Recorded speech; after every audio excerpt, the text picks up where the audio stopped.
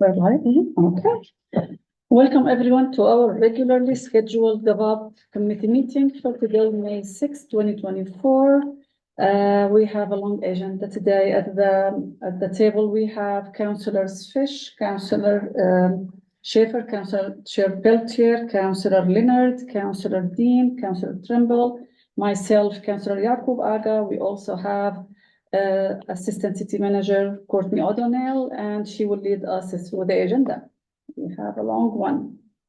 Yes, up first is a resolve ratifying staff action of accepting tree donations from American Chestnut Foundation and the Maine Forest Service. I believe Aaron Hootery, the Public Works Director, is here to join us and share a little bit of information about this. Good evening. Good evening. Again, Aaron Hootery, Public Works Director.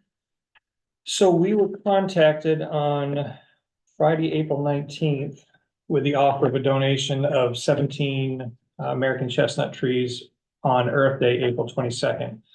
Generally, we would come ask permission to accept the donation, and we felt that it made sense to go forward with accepting the donation and then ask for approval after the fact. So here I am asking for approval. So the American Chestnut Foundation donated the trees. SAPI is working with them on this project. They're planting all across the US. And SAPI, in addition to helping us plant them, also donated tree tubes. Total donation value was about $600. And we planted those trees in the new nursery out on Finson Road on Earth Day. So we've got some nice pictures. I think we got some social media press out of it. So never a bad thing. The second piece that I wanted to talk about is an upcoming opportunity to accept a donation of 150 spruce tree seedlings and 150 cedar tree seedlings from the Maine Forest Service. The Maine Forest Department of Agriculture, Conservation, Forestry has an Arbor Week, and I wrote Arbor Day, but it's an Arbor Week celebration on the third week in May each year. They do offer up trees for free. These are donated by other organizations. The cedars were donated by Cedar Works Playsets of Rockport, and the spruce were donated by Irving Woodlands. I was able to get some trees, I think 3 years ago from Maine Forest Service. Gave them out to residents, and it was a huge hit. People were able, I mean, these become private trees. They plant them on their own property, but residents were very happy that this was being offered. This year, I am planning on giving away our first batch of finished compost that's been tested, and I'm hoping to give away compost and a seedling to those who want it. And I'm hoping that the Government Operations Committee can approve these two donations to the city. Any questions, comments? Yes, Councillor Schaefer. I think it's awesome, so I move staff recommendation. I think that's one of the things that Bangor, one of the reasons why we have good air is because we have good trees, so more trees are better, as long as they're not in my hands. Wonderful. No more questions. Okay, so we have approval, not approval, what do you call it? Motion and a second, and I think it's approved, so there is no objection. But I have just one comment, please, because I know we lose trees after storms. So any of those trees are gonna go to whatever we lost? So these are about that big. They're tiny, and they really need to be grown up before they can be used for us in our settings. So a portion of these will go into our new nursery, and we will grow them up. Okay. And it will take a number of years. But honestly, the American chestnut trees are probably 2 feet tall, but it'll probably take 5 years before we can transplant those and actually use them so that they're rugged enough that they can handle being planted out in public. So a few more years, you'll be taking care It of will. those seedlings. But that's the idea of the nursery. You know, you plant a little bit each year, and then you have a steady supply as they reach maturity, or maturity enough for us to plant. Okay, sounds good. Okay, so we'll have approval. Thank you. The next item. Yes, the next item is also by Aaron and also I think Tracy Willett, Parks and Rec Director. Go right ahead. You want me to run with it? I will defer to you and your expert comment. So the City of Bangor Public Works and Parks and Recreation Department intend to create an urban forestry management plan. This is something that we've been talking about at Tree Board, and an urban forestry management plan really kind of creates a strategy for management of street and urban park trees. So we did was it 2 years ago, Tracy did a forestry plan for the city forest. And those are your more typical plans because they're forested areas, there's a lot of trees. Street trees are just a different type of management process. And we do not have one. We would be applying for a grant through the Inflation Reduction Act Urban and Community Forestry Grant that was given to the Maine Forest Service to be administered through their Project Canopy grant. So they have their standard Project Canopy grants that have a lower limit and also a matching component.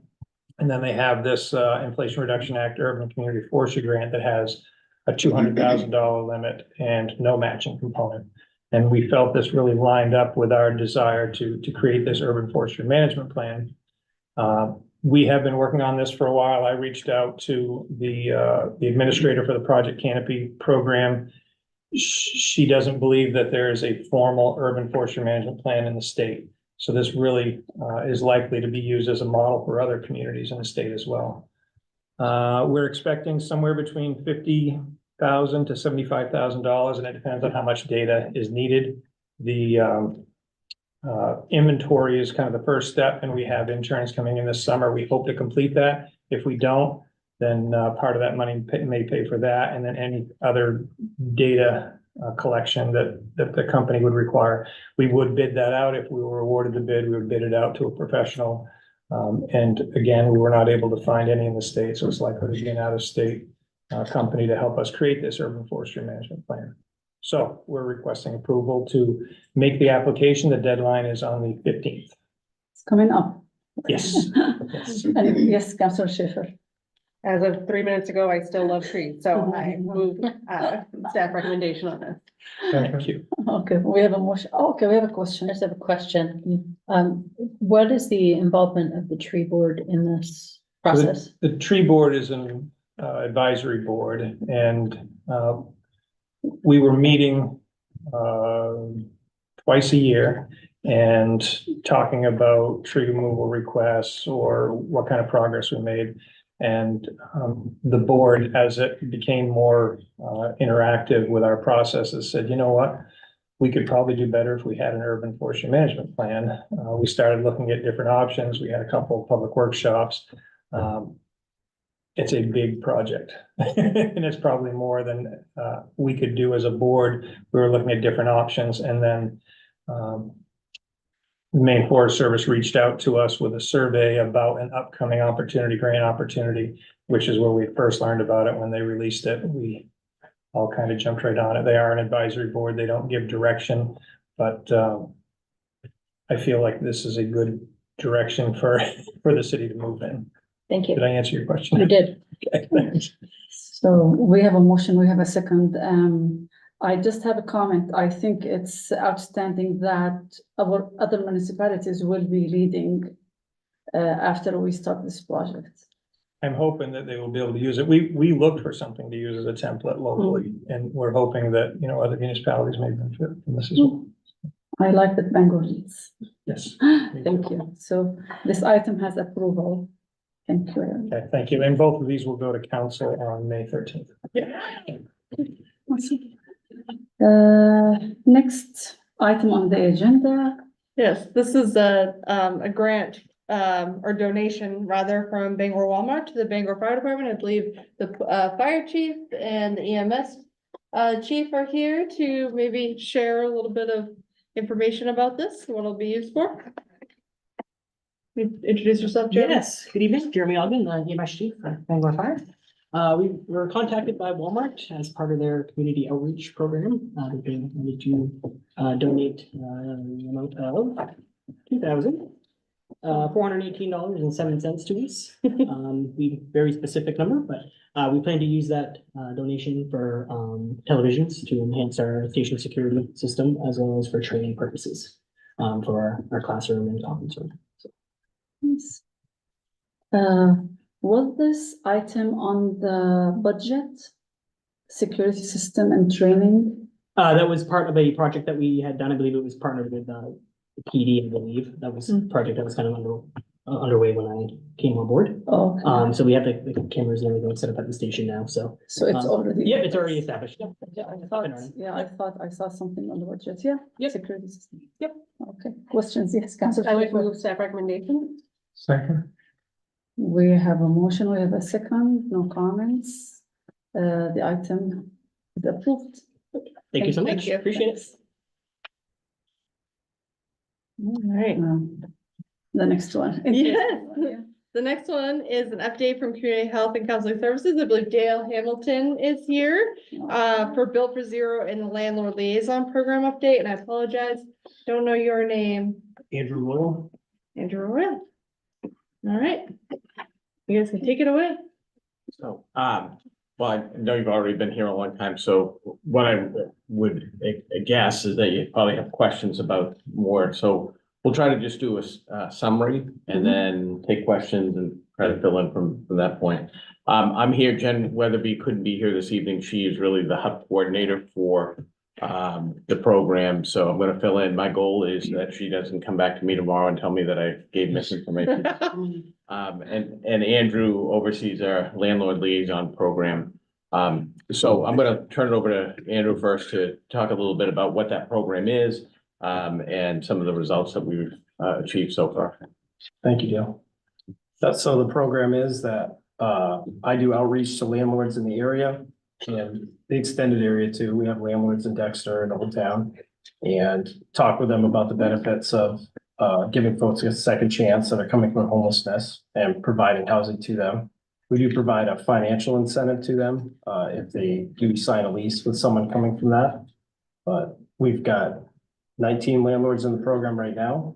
I have monthly check-ins, some bi-weekly, depending on the landlord's needs, to make sure that everything's going smoothly with the tenants from their point of view.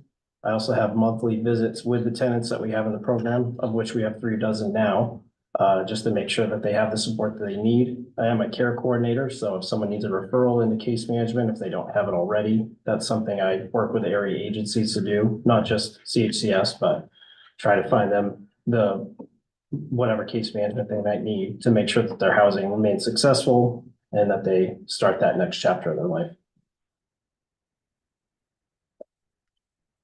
Questions? Yeah, okay, so Councilor Trumbull and then Councilor. Out of the 19 landlords that participate, how many units does that represent? Right now it represents the 36 units, but a lot of the landlords have. But they have more available. They have That's what I mean, they have dozens of more units, available. yes. Yep. Councilor Fish. That was one of my questions, and the other one is, with the 19 landlords that I guess they offer 36 units for placement if you have tenants. And out of those placements, how many would you say you get positive feedback? I would say all of the units, we have positive feedback currently. Now, that hasn't been the case from the beginning. We've worked through a lot of challenges on the front end in terms of the program was so new. We were trying to build it and working with Maine Housing around what that looks like. And so initially it was just, you know, as we're trying to work our way through just some confusion in terms of communication and what the program was intended to do, what it could do, what it couldn't do. And I think we've moved past that. And, you know, one broad statement I would make in terms of the work that we do in the organization, it really is not in isolation. All of the services and programs that we're talking about tonight, it's really about collaboration. Is that our resources really is about trying to identify the gaps to help people move out of a situation of being homeless into housing, but not just moving into housing, moving into housing that will be successful for them. And, you know, there are barriers. So we're trying to, with this program in particular, Maine Housing really provided some funding to address some of those gaps, some of those areas that landlords might feel a little reluctant. And now with Andrew coming on board, what Andrew is doing is really serving as that bridge to connect people, to be there as a resource for them, to be there as a resource for the landlord.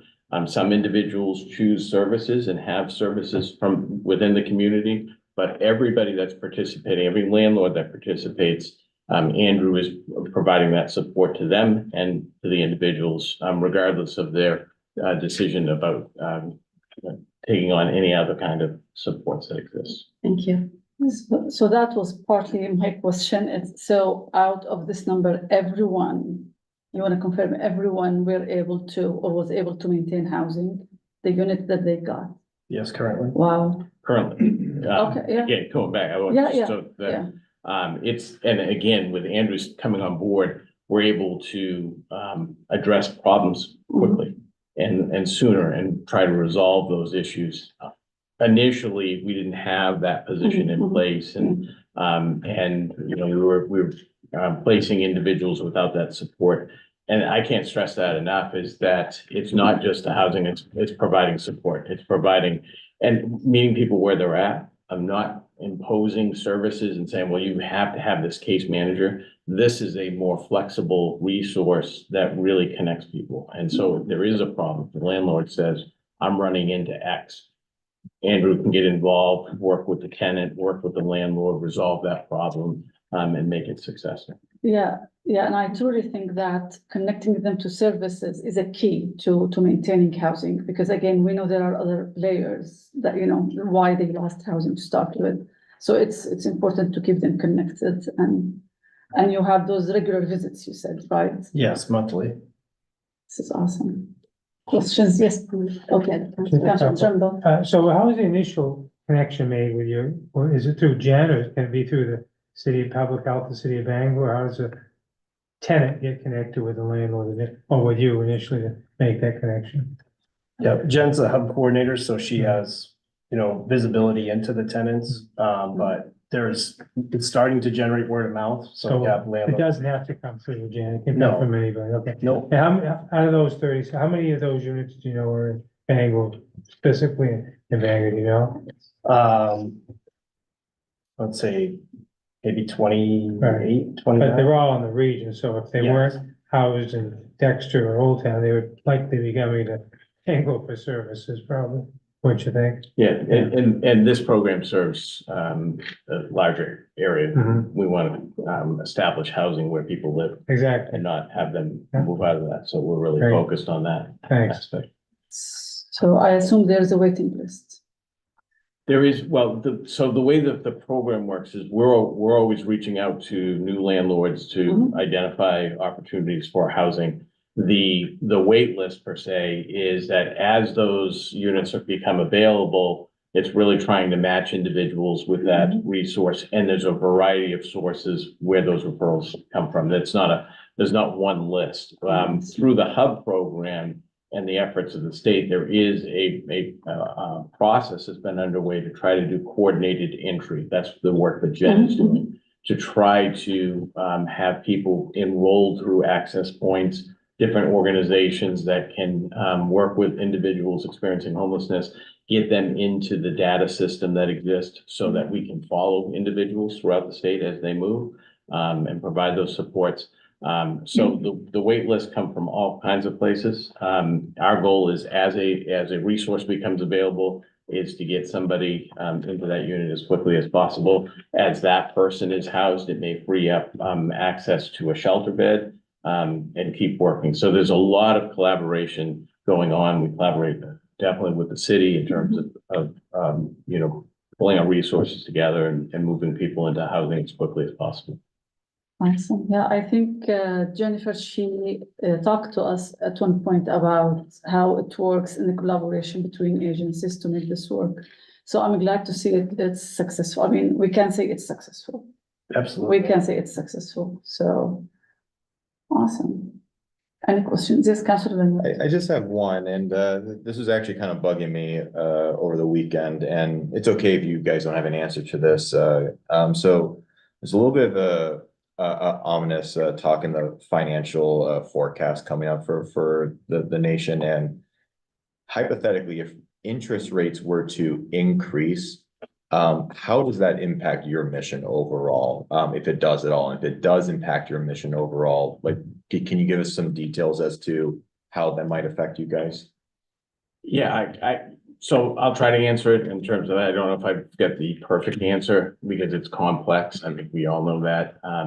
The issue with housing impacts everyone at all income levels. You know that probably better than anyone in terms of what you hear from businesses that are trying to relocate in terms of having housing for their workforce. And so the issue is that as more housing is stretched because we don't have enough access. And as whatever the factors are that take more housing off the market for the population we serve, it becomes difficult and challenging. And I think when you're looking at the economy, if the economy worsens, there are a lot of people who are, in my opinion, one paycheck away from experiencing homelessness. So it's not just the people that are currently homeless, it's others. And so economic conditions certainly have an impact. I think the challenge for the state, not just the city of Bangor, for the state, is to have more housing available at all levels so that we can maintain housing for individuals. And the more housing we have, the better access for the people that we're talking about this evening will have to housing as well. And so it's complicated. There are a lot of factors that drive that. The bottom line is we need to make sure that we take advantage of the housing that exists, address the barriers that sometimes come with this population, some of the real issues, and then some of the perceived issues, provide that support and help people be successful as they transition out of homelessness. Thank you. Yes, Councillor I get a Trumbull. question on this program, but you talked about different types of housing, and just because you're here, I'll ask this, but isn't Ellsworth doing kind of a unique workforce housing project right now? They started like within the last year. I can't remember what was unique about it, but would it work in Bangor, and what was that project? I believe the one you're talking about was with Jackson Lab that they were Yeah. working with. So communities to develop. did they fund it, Jackson Lab? I believe Okay. so, yeah. In terms of as an employer. Right, but it was Yeah. specific for this, so just for the employees, So I assume expanding this program will rely on funds. Yes, we have funds going for the rest of through, it runs on the federal fiscal year, so through this fiscal year, so the end of September, and then we have funding for another year after that. So we're hoping to collect the data to demonstrate that it's successful, and then we'll be working with Maine Housing or whatever entity to try to continue, because for landlords, just being able to provide some of that support and address some of those challenges, whether it's fiscal, the case management, those combinations really can open up some opportunities that haven't existed. And do we have a specific number that you're looking like forward to of people to house in the this upcoming year? Yeah, our goal each year, what we've set, I think we've established 30 new individuals that we would be able to house each So year. that's That's what we're setting. If we can exceed it, great. And that's working with what Jen does around the hub. That's that group of working with all different types of providers, that different resources. Collectively, we've been able to, in this area, collectively have helped 300 individuals move into housing through this coordinated entry system. So there's been a lot of work, a lot of gains. Again, that your city manager has done an incredible job in terms of bringing resources together and really focusing on that issue and trying to address some of those barriers. So it looks like no more. Yeah, one question. Yeah. Sorry, did you say Councillor, 300 people as part of the Built for Zero program have been moved out of? Out of the Homelessness? coordinated entry, this may be one of the places that Jen says to me, Yeah. get a correction, but so I'm taking from information she had provided since coordinated entry has started of doing that. It's just separate from the landlord liaison. Sure. It's the totality of bringing people together, looking at the list of individuals and trying to do that matching. Is that a statewide number? No, that's for this hub.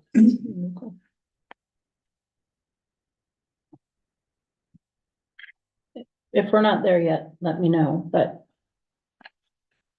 can you give us an update on the point in time count that was done earlier this year? Do you happen to know how many people are currently I experiencing? don't have that Bangor? information, but what I can do is I can make sure, I'll talk with Jen, find that number and pass it to the city manager back to all of you. Okay. We don't, do that in isolation, so. I just Sure, have to go back yeah, and understood. look at it. I guess it piques my curiosity because I think that the casual observer would say that we have more people in Bangor currently experiencing homelessness than in the past, not fewer. And so I wonder how that's possible if we've gotten 300 people out of homelessness and into housing, which is an incredible number and something to celebrate. It just doesn't, I'm trying to figure out how to square that with the perception. Yeah, well, and I think that's part of that rolling number as well in terms of point in time is the estimate of the number of people at that point in time that are experiencing homelessness. But that doesn't mean that's a continuation. So I've just read that since coordinated entry 940, and that's a statewide number, have been through that system. So it's a constant. I'm sure there's some duplication in terms of individuals who have been housed, lost that housing, and then were rehoused at some point. But I'll dig into that and share that so that this committee can have some more detail. It would be helpful to have that data and to see if we can really pin down how many folks in Bangor specifically have been moved successfully through the Built for Zero program and are now in permanent stable housing who were previously unhoused. Yeah, and that drilling down is probably that's the data that doesn't really exist now. That's part of the process of developing the hubs is to build the capacity for good data. And that's one of the goals that hasn't been achieved yet in terms of having great data around that. So drilling down and getting that number, it's part of that, what I said in terms of the information system, the HMIS and the access points is the more this gets solidified, coordinated entry, the more access points, then the better the data is going to be in terms of really being able to follow individuals. Because as you know, people come in and out of communities, they're not necessarily.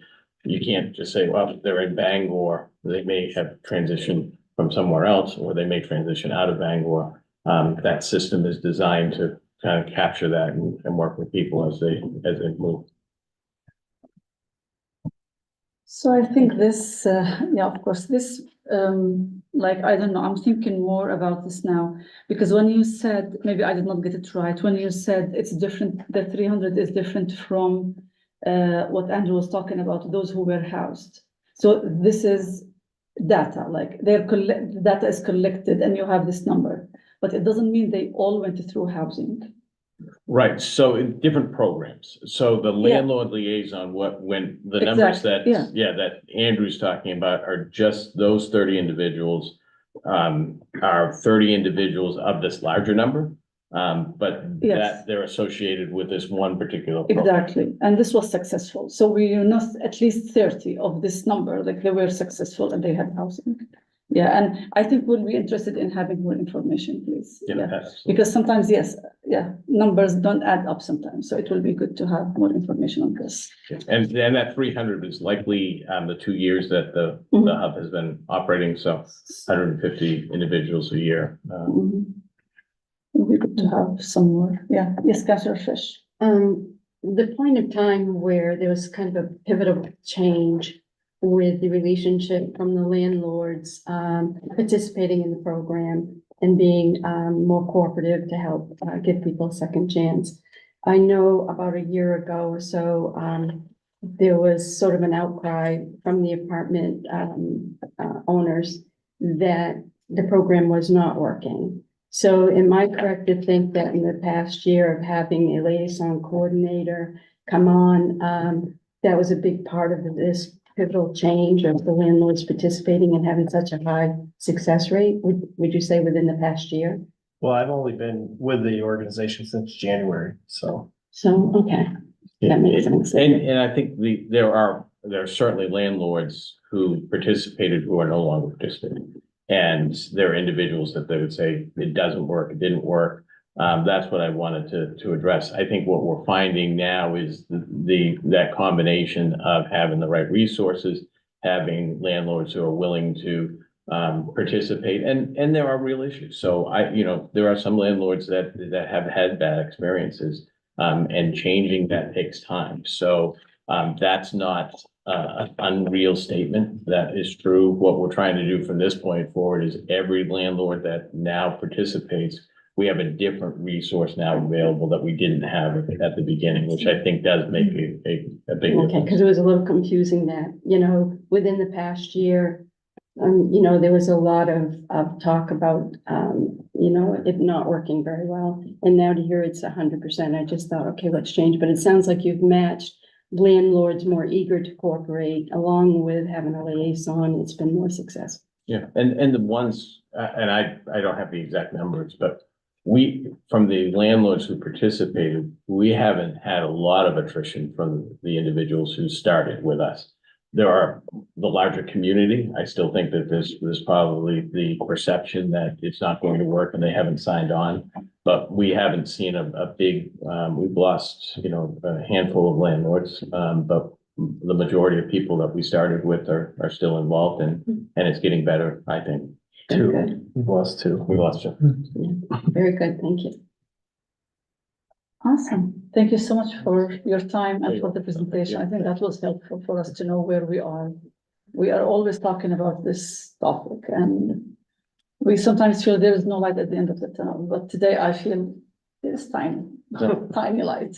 I think there's a lot of work taking place, and I think that there's a lot of great things happening, but it's a daunting task. There's a lot more to do, and we just collectively need to continue working through it. Absolutely, and the numbers keep growing of the unhoused, so I feel the process will never end. It will be, ongoing.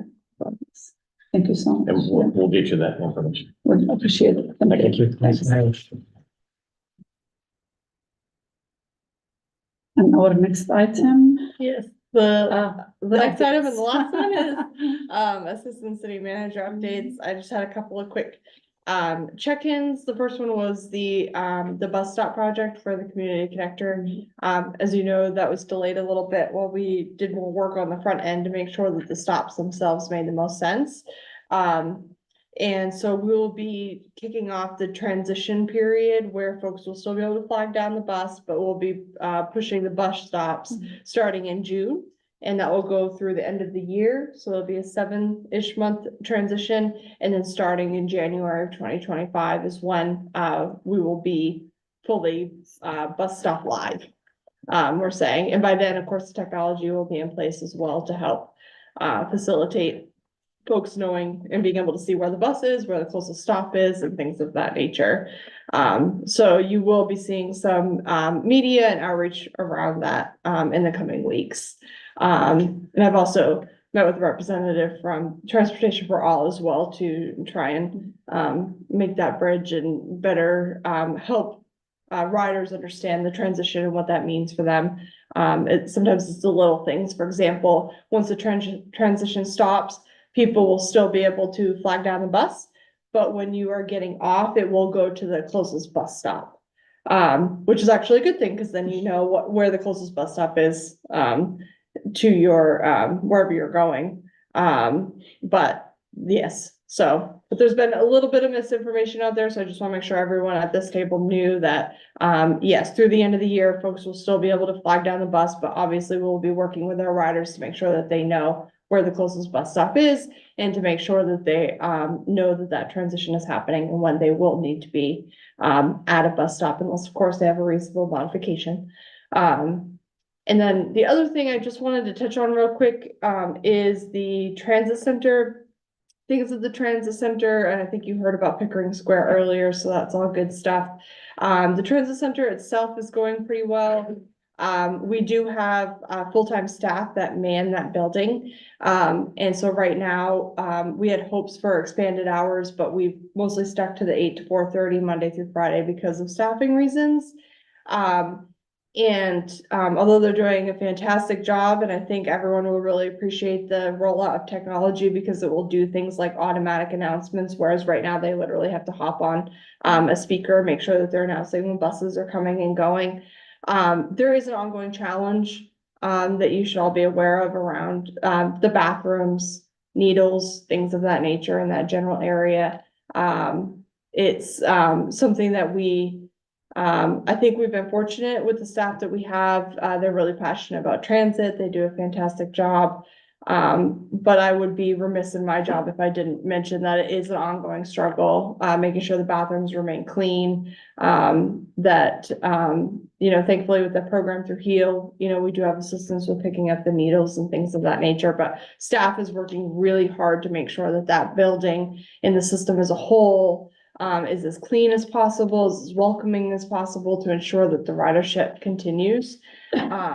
But again, you should just be aware that there is, a struggle there. Yes, Councillor Trumbull. Other than the issue with needles and bathrooms, has there been any issues with vandalism in the bathrooms, having a plumber have to come in to fix drain issues and things like Yes. that? Yes, in fact, I think actually, it's funny you mentioned that. I think a toilet was broken at one point and had to be replaced. So are they just using porcelain toilets in there? They so. get stainless steel? Yeah, toilets, or- I think that they're porcelain, but that's certainly something we could Right. look at. And we do have a system, which is good because, I think it could be worse without it, is that, folks do ask to use the restroom and they're buzzed in. And that also, makes sure that staff knows when folks are going out, going in and out of the bathroom, so that way, someone isn't inadvertently left in there for a long time and, people know that it's being monitored and I think that cuts down sometimes on some of the issues. But yeah. I thought I had one more update, but that's the only one. Those are the ones that came to mind. Councillor Pelletier. Thank you. I did have a downtown business owner tell me that they had directed someone to the transit center to use the bathroom, and then they came back angry and said they wouldn't let them use it. So are bathrooms being disallowed to the general public? Are they only for people who are riding the bus, or are they supposed to be available for everyone? My understanding is they're available for everyone. What does happen is if somebody is sitting, in the transit center, has been in the bathroom a long time and very clearly is not like riding the bus, they'll be asked questions like, are you waiting for a bus? Can we help you? And eventually, if that person does not get on a bus, they are moved along. But that's the first time I've heard of somebody, just a general member of the public that couldn't use the restroom. And I would love to hear more details about that. Okay. Okay. Yes, Councillor Dean. Has the city ever looked into some sort of sharps container? There are sharp containers down there. Are they easily opened by? You can't open them, You no. really can't. I mean, are they? So Sometimes- designed so that you can't, So but I this- mean, these that doesn't mean can't, or somebody, is that part of the problem? That they're being tampered with? no, they're not being tampered with, to my knowledge, no. But we do monitor them the same as like in the parks and things in there. They're replaced when they need to be. So those bathrooms are cleaned regularly or regularly? Like Yes. few times a day? Yes. Yeah, our staff can do it. We also have a contractor as well that, helps alleviate that burden as well. But yes, And those bathrooms close at 5 or 4:30? Yeah, when the- transit center yes, is when the closed? transit center closes, the access to the bathroom closes. Yes, Councillor Pelletier. One last question. So people who are caught vandalizing the bathrooms, are they prosecuted? Are they given criminal trespass? How are they handling that? That's a great question, actually. If I had to guess, we likely, well, I don't know. Let me look into that and I'll come back. I don't I'd wanna like to misspeak. know. Yeah. Thank you. Yeah, but I'm wondering if it's known who did it, like to start with, so. I mean, I would think imagine it's they have cameras, security not cameras. inside the bathrooms though. Not inside the bathrooms, Yeah, but so inside the it's- general area yeah. there is, but, yeah, I can find that out and I'll definitely circle. Thank you. Any questions, more questions? I think that's it. Okay, will be interesting with the bus stops to see how it's gonna be implemented and if there's any pushback from people who use it, I think those who are used to just, flagging the bus, I think it's gonna be a bit It is a transition Yeah. and that's why we're, For them. that's why it's such a long transition. We want to be able to get notification out on the buses. We want the drivers educated so they can work with the folks that they see every day.